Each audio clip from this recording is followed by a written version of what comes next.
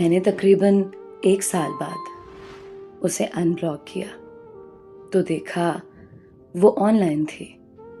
मैं बार बार इज़्तिराब में उसका ऑनलाइन स्टेटस देख रहा था।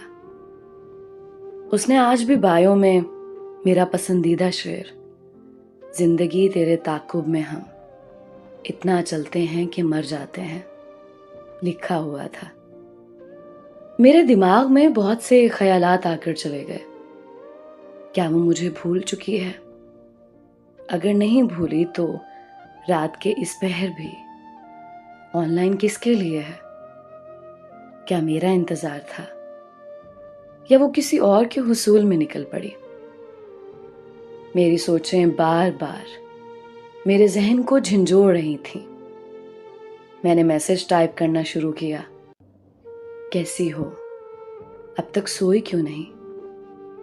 लेकिन एक खौफ भी था कि वो आगे से कह दे कि तुम कौन, या तुम्हें इससे क्या, या तुम कौन होते हो पूछने वाले। मैं सारे हक तो खो चुका था। मैं उसे अपने ही हाथों तो बेइज्जत करके जिंदगी से बेदखल कर चुका था। अब किस मुंह से टेक्स्ट करता? लेकिन फिर दोबारा एक बार उसकी आवाज सुनने को, उसके लबों से अपने नाम सुनने को दिल चाह रहा था।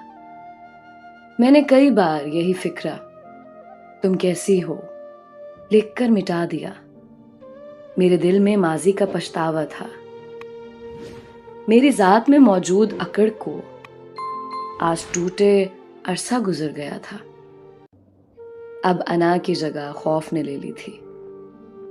जब मेरे से कुछ ना बन पड़ा तो मैंने एक स्टेटस लगा दिया, जिसे हमेशा की तरह उसने सबसे पहले सीन किया। मेरी धड़कन बेकाबू हो रही थी, मेरी जान हल्क में अटक चुकी थी। मैं शिद्दत से उसके मैसेज का मुंतजर था कि उसकी जानिब से एक स्टेटस लगाया गया, मैं किसी और की अमानत हूं। और मेरे सीन करते ही वो स्टेटस डिलीट हो चुका था। मेरा वहम यकीन में बदल गया। मैं उसे सवाल करना चाहता था, उसे कहना चाहता था, मगर कैसे? उसके इस 1 साल की अजियत को मैं अब महसूस कर रहा था।